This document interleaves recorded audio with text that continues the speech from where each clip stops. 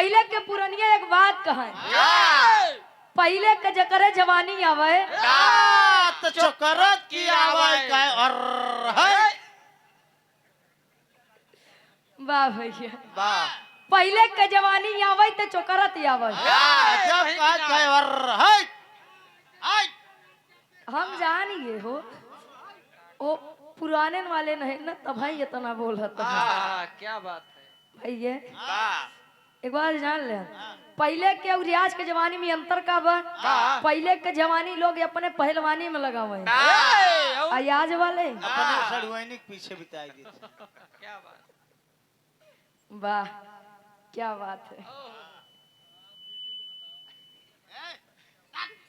अच्छा, सर्वप्रथम इस पावन पवित्र ऐतिहासिक धरा पटहेरा कला मिर्जापुर की पावन धरती को नमन बंदन करते हुए यहाँ पर उपस्थित आप बूढ़ बुजुर्ग पिता तुल्य, चाचा तुल्य, दादा तुल्य, काका तुल्य।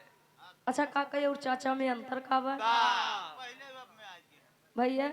पहले के जमाना आप सब जानते हैं, हमसे ज्यादा तजुर्बादार लोग बैठा है, बुद्धिजीवी लोग बैठे हुए हैं हमारे सामने। पहले के लोग कक्कू रहे, काका भैन, चाचा भैन, चाचू हो गए, अब अंतल हो गया ना, अंतल अभी अंकल हो गए। अंकल पहले पिताजी रहे, फिर पापा भैन, अब सिर्फ एक शब्द पा। वाह, ओकरे बाद डैड, डैड के बाद डेट। ए हमारे बड़े भाई, देश के कर्णधार बच्चे, देवी के समान हमारी माता एवं बहने, हम लोग गीत बिरहा गायिका रुचि यादव प्रतापगढ़ की पावन धरती से एक स्वर में सबके नमस्ते प्रणाम अभिनंदन एवं वंदन स्वागत सम्मान करते हैं। आशीर्वाद के चाह रही कि हम बच्चे अपनी कला में कामयाब रहें। आप परम आदरणीय परम सम्मानित आज के हमारे मुख्य अतिथि जी, माननीय आप सांसद जी परम आदरणीय श्री पकौड़ी लाल कोल जी, पूर्व सांसद सोनभद्र, आप लोग एक बार जोरदार तालियों के साथ स्वागत कर दीजिए। बजाए के जका का हरेन नहीं तो अगले जन्म में घूम घूम बाजार जाबे कहबे हाय हाय हाय हाय। भाई भैया ट्रेवल बढ़ाई देता बोल और आप आदरणीय परम सम्मानित परम आदरणीय श्री गप्पू यादव जी प्रबंधक साहब, आप आदरणीय श्री हंसराज कोल जी ग्राम प्रधान पटेहरा, कहा जाता है ऊपर भगवान नीचे प्रधान, बीच वाले सब झंडू बाम। अब इनका के बतावे भैया, बिना प्रधानपति के प्रधान के कोनो अहमियत नहीं है। काका अगर गांव मनई न रहे प्रधान के कब बनोगे? मनई का जरे कुल तो मेहरारू के राशन कार्ड पकड़ा दिए आवे। वाह, आप आदरणीय परम सम्मानित मंडला यादव जी, बड़े भैया आप गुड्डू यादव जी जिला पंचायत प्रत्याशी, आप धर्म के बड़े भाई गायक कंचन लाल यादव जी, धर्मराज कोल जी, आप आदरणीय श्री अजीत यादव जी, श्री नरेंद्र यादव जी, ई बबलू भैया, आप आदरणीय श्री दीपक पटेल जी ग्राम प्रधान साहब, बनकी की पावन धरती से आप आदरणीय श्री डब्बू सोनकर जी और आप आदरणीय श्री सुनील पटेल जी, एक स्वर में हमारी पूरी पार्टी आप सबके नमन वंदन स्वागत सम्मान करत बा। आज यह कार्यक्रम मिर्जापुर में रखा गया, बिरहा का कार्यक्रम, जेमा दुई कलाकार आए, कौन कौन? एक गावई वाला, एक गावे वाली। अरे वाह वाली, धर्म के आप बड़े भाई, हाय हाय रे, बिरहा के बहुत ही होनहार कलाकार आप प्रमोद लाल बनारसी जी, हाय हाय हाय। भैया जी के पूरी पार्टी के हमारे गोड़ छुके पहली बार आशीर्वाद के चाह रही कि हम बच्चे अपनी कला में कामयाब रहें। बाहर से सतगुरु जी के वंदना, साथे नई के जनरेशन के धुन तक बड़ी ऊंची ऊंची बात, एक श्रद्धांजलि गीत, भैया कोई जवाब नहीं। तनी हार से आवा वंदना के लाइन से।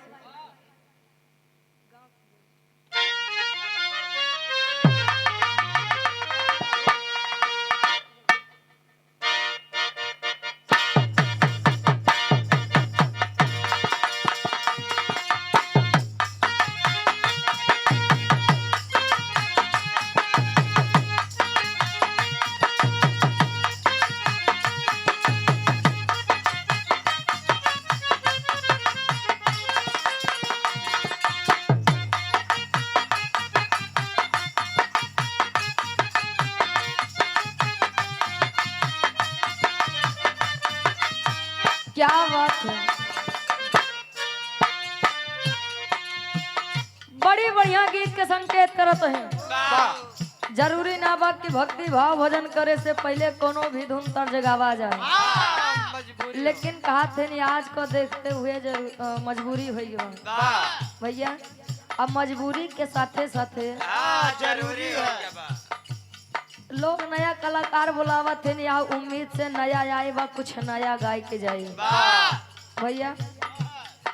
बड़ी बढ़िया गीत के संकेत करे, कोनो पुराने जमाना के आशिक बखान करे।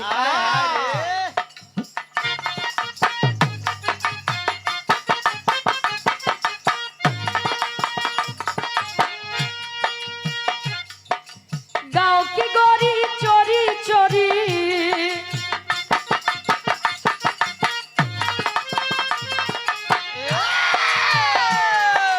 गाँव की गोरी चोरी चोरी जब पन घट पे आए सुनरिया लहर लहर लहराए सुनरिया।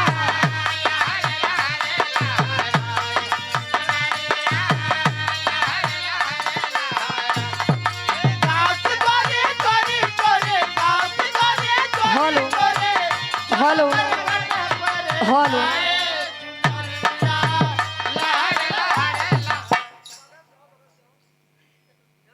हेलो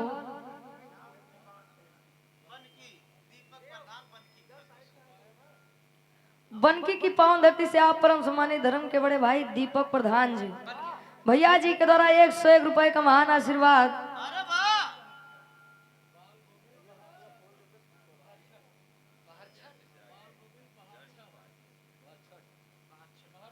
बहर छठ की पावन धरती से आप बाल गोविंद जी भैया जी के द्वारा इस भाव को समझते हुए 101 रुपए का महान आशीर्वाद। हमारा भाषा शायद या आप लोगन के समझे में थोड़ा दिक्कत होत हुई, लेकिन ये आप सबके भाषा यार भैया आप सबके भाषा हमका से एक बड़ी मीठ लागत है और शायद हमार से एक भाषा ये आप सबका बड़ी मीठ लागत है भैया। गांव की गोरी चोरी चोरी जब पन घट पे आए चुनरिया लहर लहर। वाह कहा थे नवा चीज 9 दिन, लेकिन पुरान चीज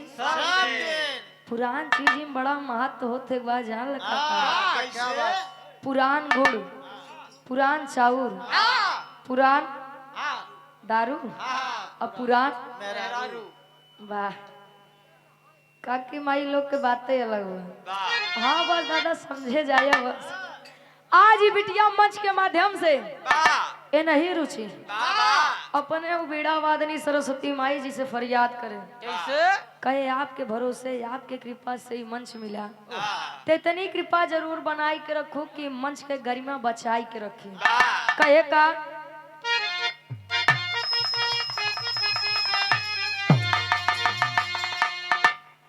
जय श्री राम।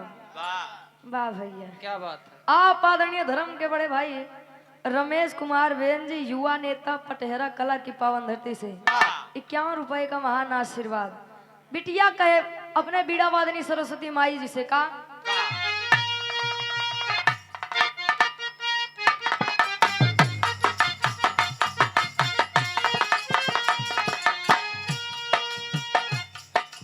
जग की माता भाग्य विधाता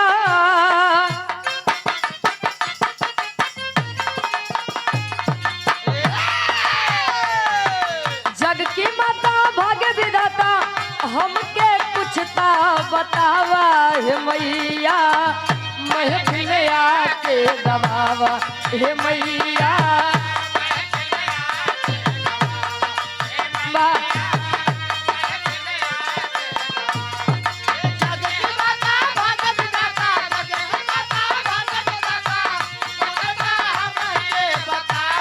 हे मैया महफिल आके गवावा हे मैया।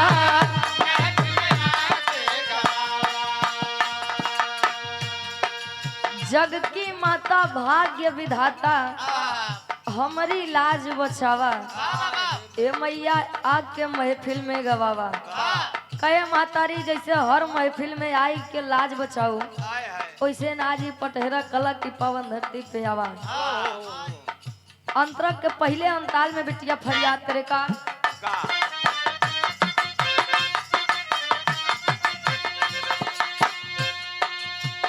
तुमसे गीत मेरी यही संगीत मेरी तुमसे गीत मेरी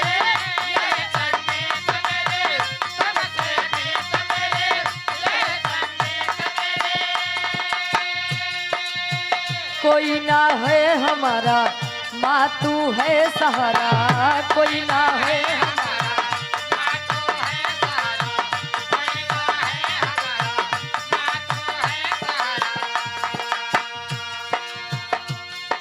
ज्ञान बतावा राह देखावा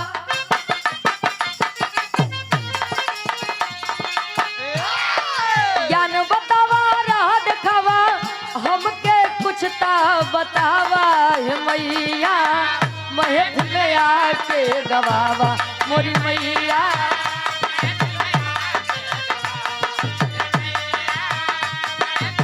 क्या बात है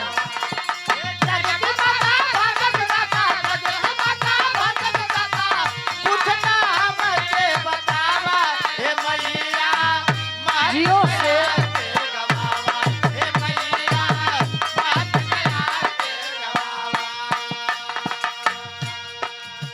अबे आप लोग सुनबे भैया कि गावे बजावे के सहूर नहीं बा आपके भरोसे गावा जाते बजावा जाते अर्जी हमार बा मर्जी माई तुहार बा जैसे चाहबू वैसे अपन कृपा बरसबू हमार काम बा विनती करत इबादत करत कहे का दादा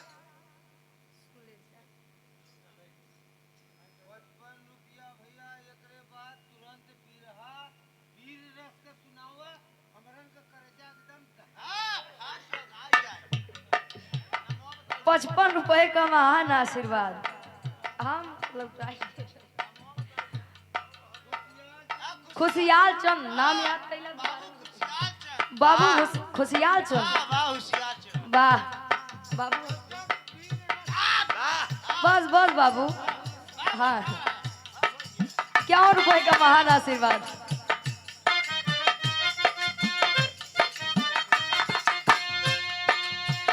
अर्जी होगी मेरी मर्जी होगी तेरी अर्जी होगी मेरी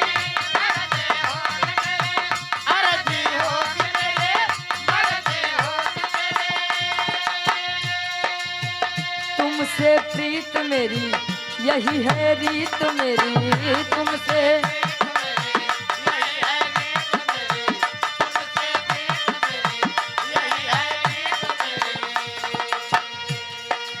आए द्वारे राह निहारे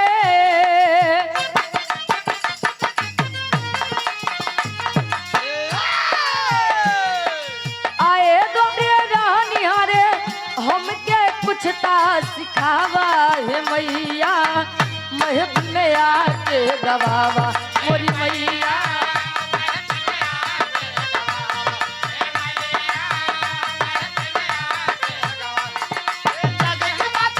क्या बात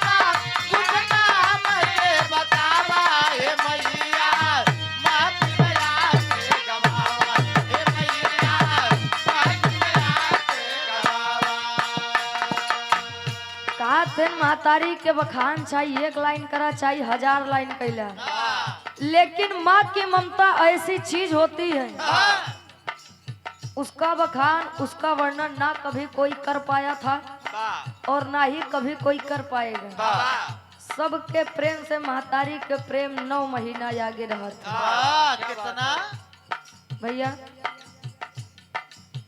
मन की तरंग मार लो बस हो गया भजन भैया आदत बुरी सुधार लो बस बस हो गया भोजन भोजन नहीं भजन हाय नाई ना आजे कैसे कहा था भैया बाबू लोग बैठा खियाए हैं वाह कोका कोका कभी ओलर के खाए न संग होइला वाह का हंसी बहो हर एक बाती में अरे वाह आखिरी में बिटिया अपने खानदान का परिचय देगा।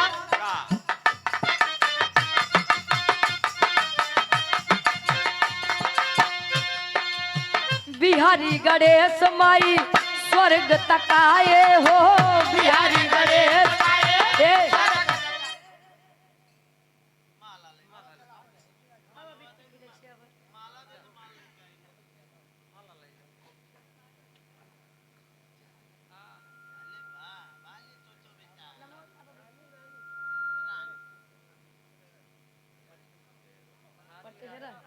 पटेहरा की पवन धरती से छोटी बहन रानी भैया इंग्लिश क्वीन।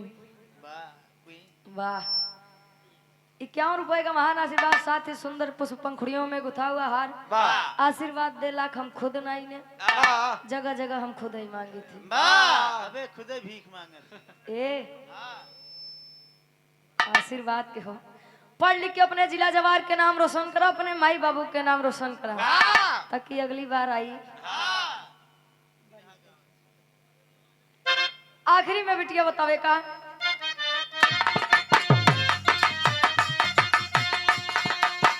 बिहारी गणेश माई स्वर्ग तकाए हो, बिहारी गणेश माई स्वर्ग तकाए हो, बिहारी गणेश माई स्वर्ग तकाए हो। रामदेव चंद्रिका जी नाम कमाए हो, रामदेव चंद्रिका जी नाम कमाए हो, रामदेव चंद्रिका जी नाम कमाए हो। गावे रुचि यादव का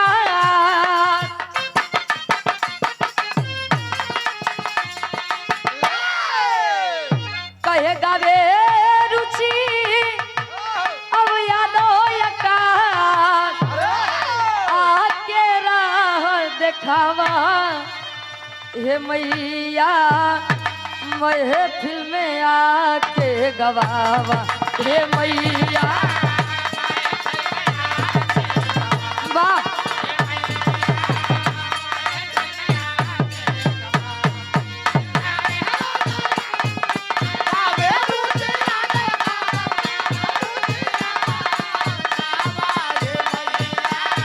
महफिल में आके गवावा,